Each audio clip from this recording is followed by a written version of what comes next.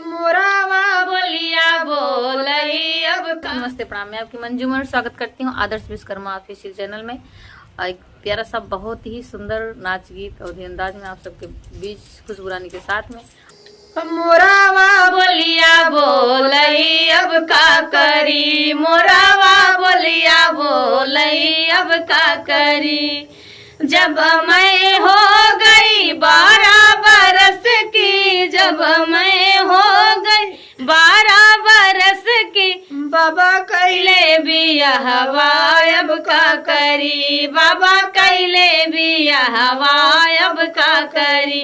मोरावा बोलिया बोलई अब का करी, मोरावा बोलिया बोलई अब का करी। जब मैं हो गई 16 बरस की, जब मैं हो गई 16 बरस की, सैया मांगई गवनवा अब का करी, सैया मांगई गवनवा अब का करी।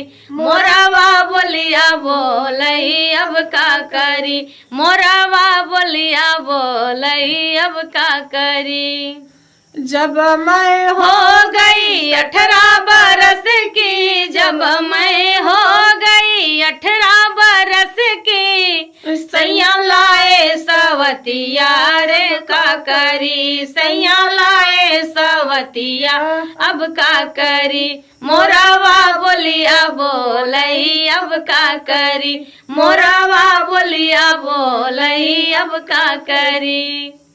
प्यारा सा गीत आप सबके बीच में खुशबू रानी के साथ हूँ। आप सब सुनिएगा, अपना प्यार दुलार आशीर्वाद दीजिएगा और चैनल को सब्सक्राइब कीजिएगा और फुल वॉच करके वीडियो देखिएगा। अपना प्यार दुलार आशीर्वाद दीजिएगा। Thank you so much.